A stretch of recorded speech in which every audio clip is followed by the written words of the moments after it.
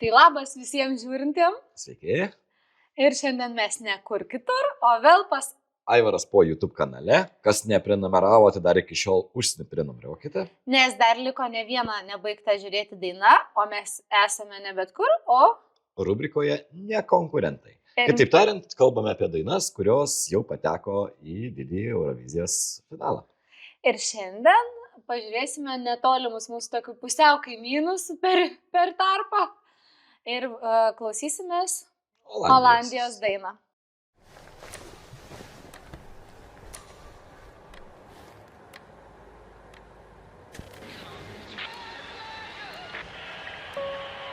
Iškart jau matau, kad čia bus klipas, bet jisai sėdi taip pat ant sofkės kaip ir mes. Kaip ir mes, ir jis matomai mumi žiūri. Labas. Tai, ką, žiūrim, ne? Žiūrim, kas bus toliau.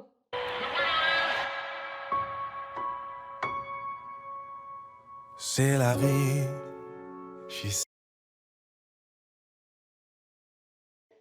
C'est comme ça.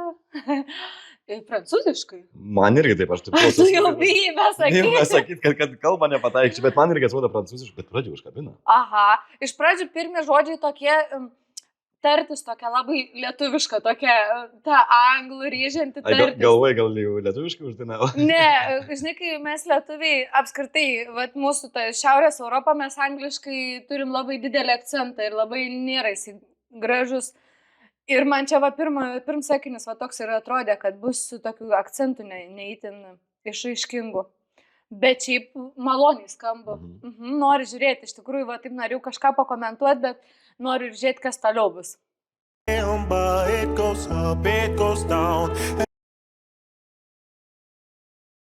Aš viskas jau traukiu savo top 5. Man labai kabin, nuotaikinga, aš net šiandien jaučiu atsisinčiu ir iš karto savo mašiną. Aš net vieną iš tų dainų, kur noriu užsileisti ant visą garsą ir judėti. Gerai, kabinantis, ta prasme. Atrodo, kad pati pradžia tokia atrodė, kad bus gal lėta daina, o dabar tas, man labai patink. Ir, žinai, kai mes sakom, kad ten, pavyzdžiui, švedų, estų, tokios smagios, šventiškos tirlipiuškės, kur tipo Eurovizija švenčia, o šitą dainą smagi, graži, bet net ir lipiuškė. Kol kas pradžia man labai patinka.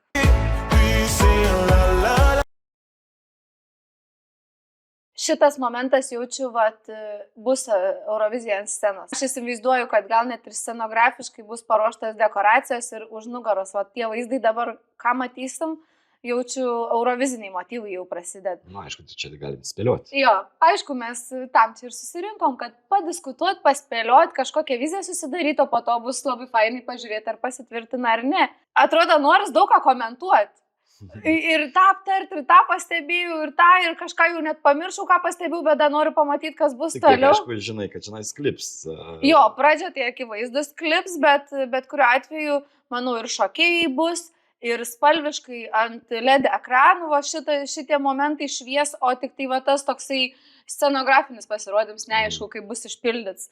Ir tas ar vaikutis tas bus, ne? Bet aš nesidomiau visiškai apie dainą, praktiškai žodžių ne viską suprantu beselevį, bet toks jausmas, kad čia tipo jisai vaikystėj ir dabar. Čia tipo jisai pats... Yra tos logikos, kad čia ten tas mažutis vaikutis save tarsi mata, kaip bus ateityje. Jo, ir kaip jis užaugęs dabar, tarkim, nes irgi ir šokis ten toksai atkartuots. Jo, ir tas vaik šok, ir jisai pats šok, man atrodo tokia asociacija. Įdomi kokia pačia kūrėja mintis. Dėl to mes darom savo dainų apžvalgas nesidomėdami apie tas dainas, nei kokia jų prasmė, nei tekstai. Paprasčiausiai kaip paprasti žiūrovai. Jo, mes norim, ką pamatom, ką išgirdom, ar mūsų ausiai, ar mūsų sielai priimtina tą dainą ir kokią mum emociją sukelia. Tai labai įdomu stebėtas dainas ir komentuoti jas dar nesusidarius iš ankstinę įspūdžią.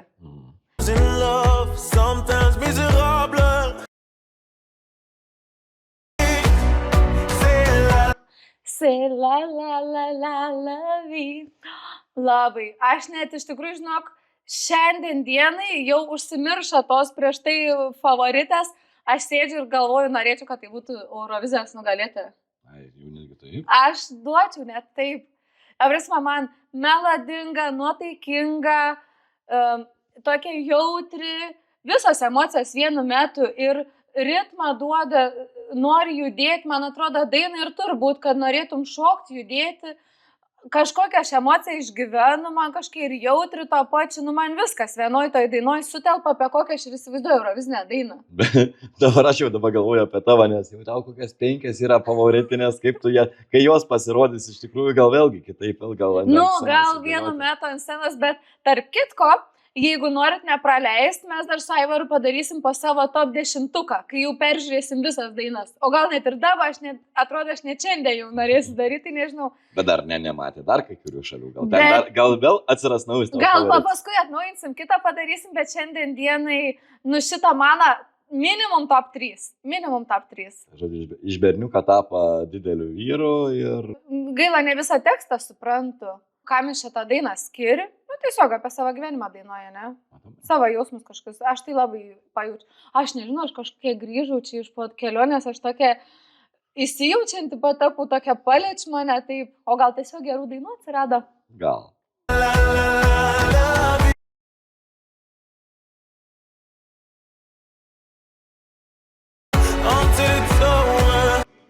Aš dabar taip galvoju, kad visai turėtų būti pasirodymus daug šokių, ta prasme. Ir pats matau, atlikėjas yra gan lankstus, judantis, tai visai turėtų pasirodymus toks... Irgi galings būti. Jo, daug veiksmų. Judesius. Man dabar pačia didžiausia bus myslė, ar tas mažas berniuks bus. Ar jisai irgi pasirodys. Ir klausimus, iš tikrųjų, niekada nesidomėjau. Net tai jeigu ne dainininkas, nuo kokio amžiaus ant scenos gali būti, nes yra vaikų Eurovizija būdavo, dabar kažkaip nebegirdžiu apie ją nieką. Ne, tai gal dainuoti negali, tarkim, tai yra vaikų ir ta Eurovizija, bet šokti gal aš galvoju, gal... Bet tai įdomu, ar pasirodymo dalis gali būti vaiks ant scenos, labai įdomu, ne? Kažkaip net niekada apie tai nesimašiu. Bet man, pavyzdžiui, ta daina, jo, toj nuotaiko, jo tose judesiuose, būtent atlikėja, dainininką pagrindinė. Tai toks skausmas iš tikrųjų. Kažkokia toks išgyvenims, kažkokia tokia širdį verianti emocija iš jo eina. Ir tas savęs atidavims toksai, jis ne taip, eini žmonės, bet save atiduoda. Aš nežinau, man kažkokia... Jo, ir tokia atrodo nuotaikinga daina, judesis yra ritminga, o jauti, kad kažkoks skausmas viduj. Slėpęs.